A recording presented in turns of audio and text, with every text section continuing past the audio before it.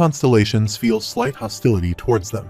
He thinks some constellation must be furious about the outcome, and this error probably happened because he killed Manhwa Kim. There is a notification that his payment is being delayed due to an unexpected scenario inspection. Judging from how the constellation's preferences are popping up, he guesses this is officially the story's beginning. He thinks he was in their position yesterday, but now they watch him. However, a few constellations are impressed with his scenario, and the constellations have gifted him 500 coins. Of course, if constellations hate him, some constellations support him.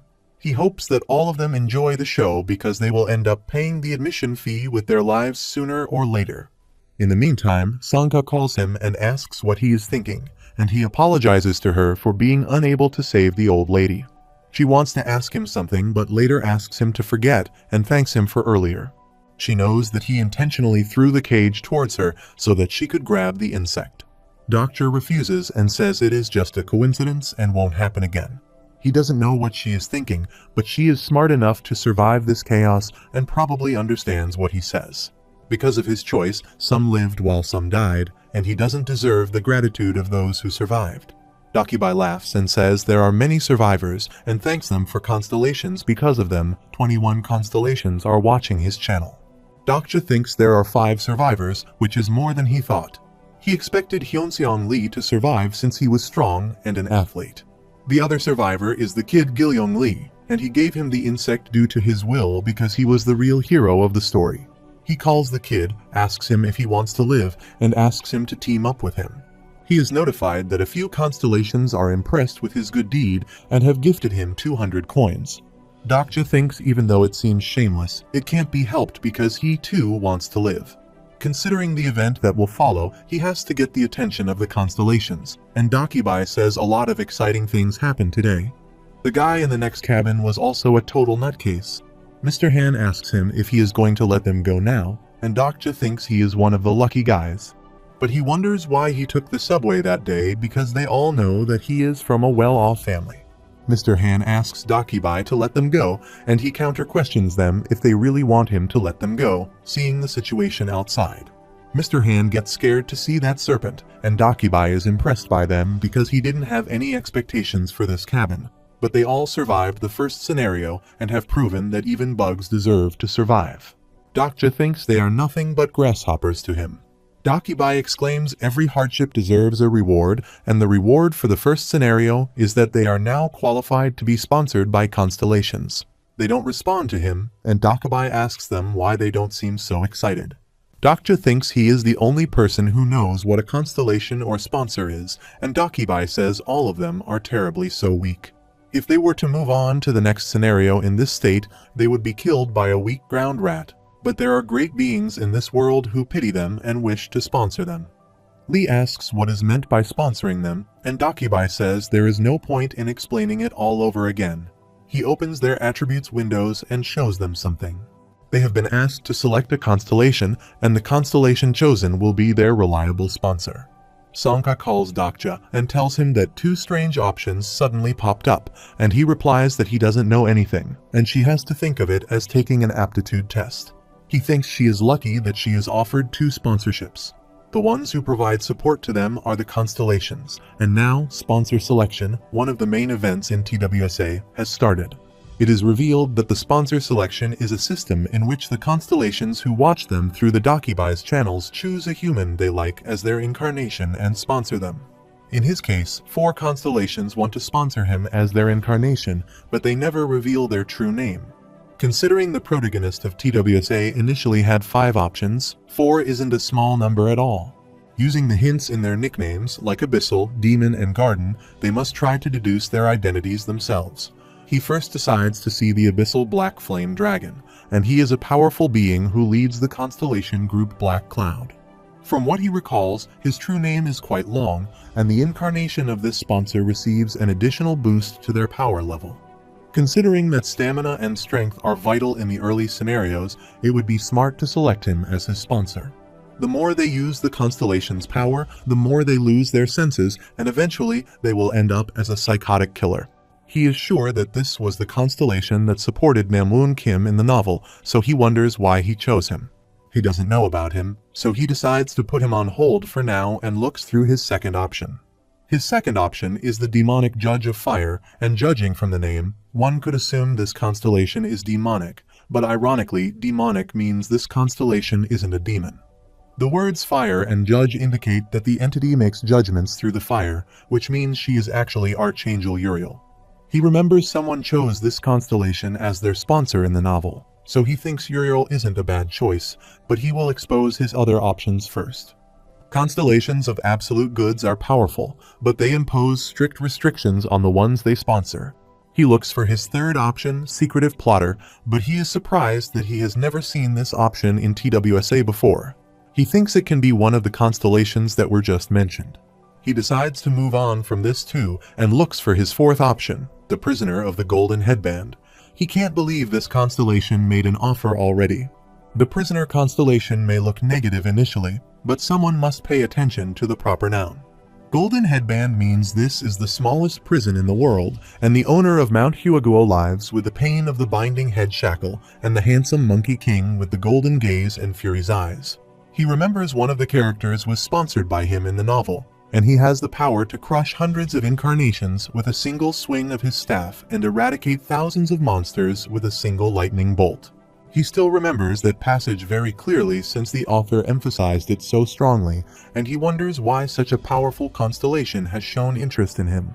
If he chooses the Great Sage, Heaven's Equal, as his sponsor, he wonders if he will be able to beat someone behind the doors. Soon, they ended with their sponsor selection, and Dokibai said one of them had made a very interesting choice.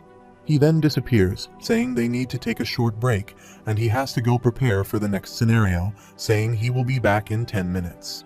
After that, Dokja asked everyone to gather around, and Hyunseong Lee introduced himself to him. Dokja says he is assuming that he can't get in touch with his unit, observes that he has a strong grip, and thinks he shouldn't be surprised because he is the tanker in the early stages of TWSA. He thinks he must recruit Hyunseong Lee, and he thanks him for what he did earlier because if it hadn't been for him, then they would be dead by now. Mr. Han also keeps his hand on his shoulders and thanks him for saving them. Dokja takes his name Myung-go Han, but he asks him to call him Mr. Han. He replies that they are not at work and asks him if he is not planning to come to work anymore. He also scolds him for throwing away the bug jar earlier and says that he should have told him before, etc. But he asks him to shut up and asks if he even thinks that company exists after everything that has happened. He exclaims Mr. Han is not the only one who needs a wake-up call, and everyone needs to come to their senses because, as the Dokibai said, this isn't a joke, and he is sure that all of them realize what's going on by now. He asks them to observe the situation, and if someone still doesn't get what is going on. Hyunseong says it's the kind of thing he reads about in novels while covering the night shift, and he still can't believe that it's real. He says it's a good thing that at least one person is certain about what's going on and asks him if he has any idea now. He receives a notification that Hyunseong Lee has started to trust him, and Doc just says they all have to get out of there. They are all shocked at what he just said, and Mr. Han remembers the large serpent roaming outside, and he asks him if he is out of his mind. Hyunseong also says if they leave this place, they are going to get killed. Suddenly, they hear an explosive sound from the adjacent cabin, and he thinks they are moving to the next scenario. But Dokibai hasn't come back yet, which means the person on the other side of that door is the sole survivor of subway cabin 3707. He thinks it is quite obvious who that person is, and now he is trying to come to their cabin. He is the true protagonist of this story, so he asks others to get out of there, and if they don't leave right now, they are all going to die before the next scenario. The person is badly hitting the door, and Hyunseong says they can't be sure that whatever is on the other side of that door is their enemy. He replies that the person is the survivor who killed all those people in his cabin and asks them if they still want to meet him. They seem to understand what he just said, and Hyunseong says they have to find a way out of there. Dokja thinks the invisible field disappears after the scenario ends, and they just need to find a working door, and among the right doors in this cabin, they haven't checked 3 of them yet. He thinks there has to be one door that works because the door is about to break. The situation seems so tense, and Dokja also seems very worried. Suddenly, Sangha calls him and shows him an open door, and they try to open it. But they find out that the door is broken too, but it's still the only one they can open. He has 4,700 coins and thinks he can use his coins again and increase his strength this time, but he doesn't know what will happen next because using his coins recklessly can be dangerous. He asks Hyunsung to use his skills and checks his attribute windows to see his skills. Thankfully, his supporting constellation and attributes are the same as in the novel, and Dokja tells him that he probably checked his skills when he opened his attribute window earlier, and he must have a skill that he can use now since he is in the army. Hyunseong says he has a skill but doesn't know how to use it, so he asks him to imagine himself using it. He just says what Dokja asked him to do so and opens the door forcefully. He is so happy that his skills worked, and Hyunseong Lee has begun to trust him more than before. Dokja thinks it looks like the Stigma, Great Mountain Push, was successfully activated. The steel door connected to subway cabin 3707 will break soon, but if his memory serves him right, the steel door isn't the problem. But when they come outside, Dakibai faces them, and Dokja already knows this will happen.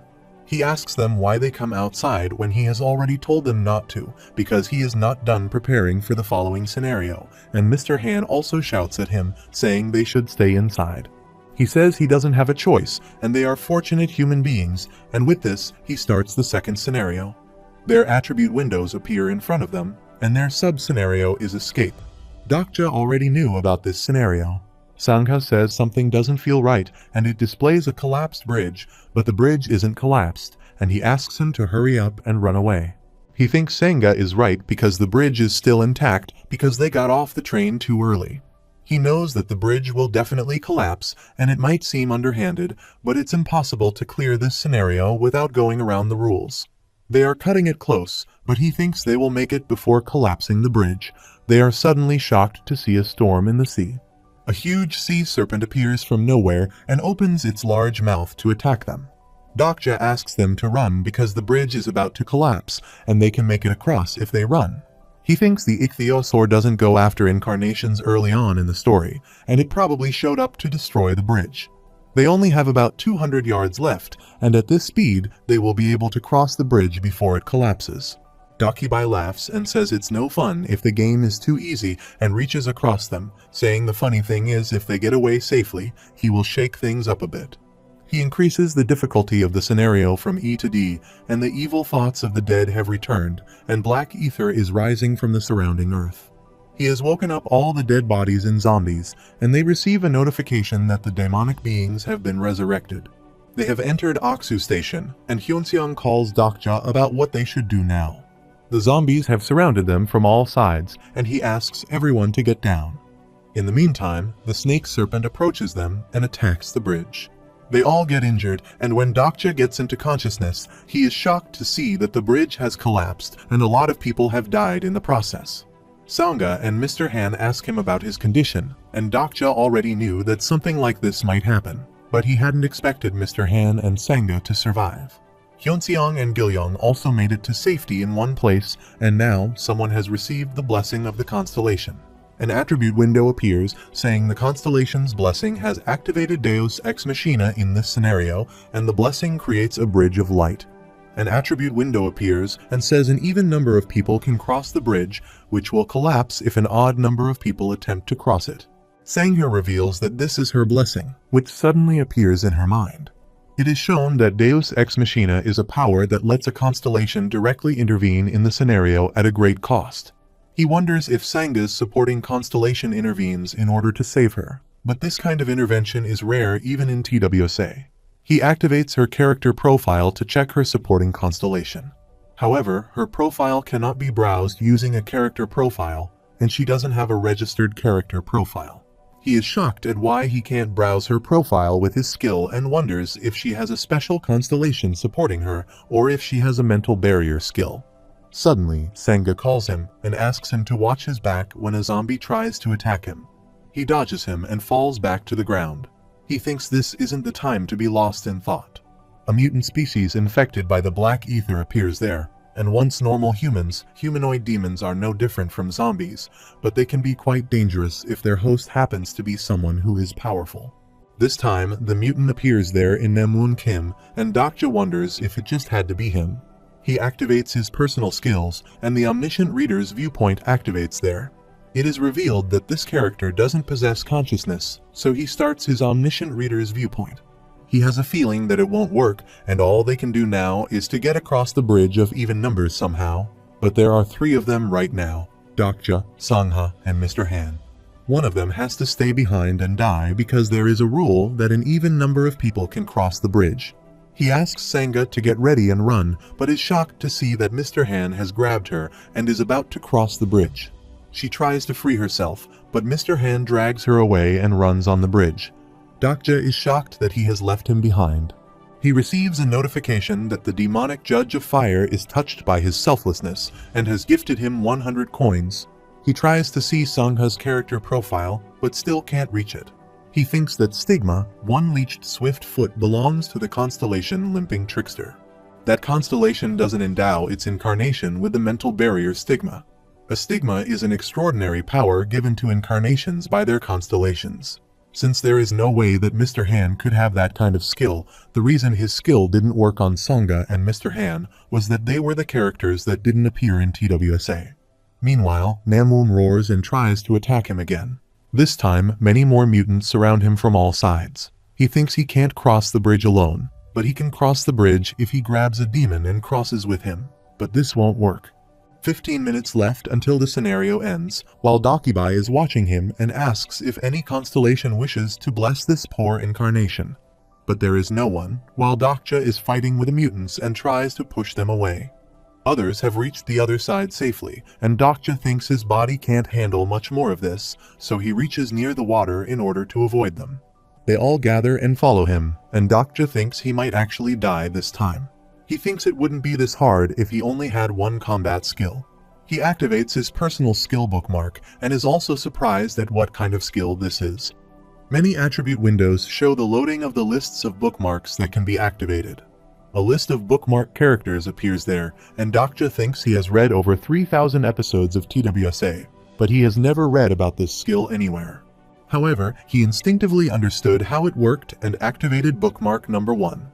He remembers what Namwoon said earlier, that the new world needs new rules, and his first bookmark starts, but the time has been shortened due to the low level of the bookmark skill, and he only has 1 minute. His understanding of the character is low, so the character's skills are only partially activated, and he activates Grimdark Awakening level 1 and attacks Namwoon with his dagger. He smashes him with just 1 attack, and Namwoon again dies there. His understanding of Namwoon Kim has increased, and he deactivates bookmark number 1. He checks the sub-scenario, escapes, and the difficulty level is D, with 10 minutes and 11 seconds remaining. He has just killed one of them, and he seems so exhausted. He walks through the mutants, approaches Dokja, and asks him about who he is. He wonders if he is supposed to go up against this guy, but he doesn't stand a chance against him.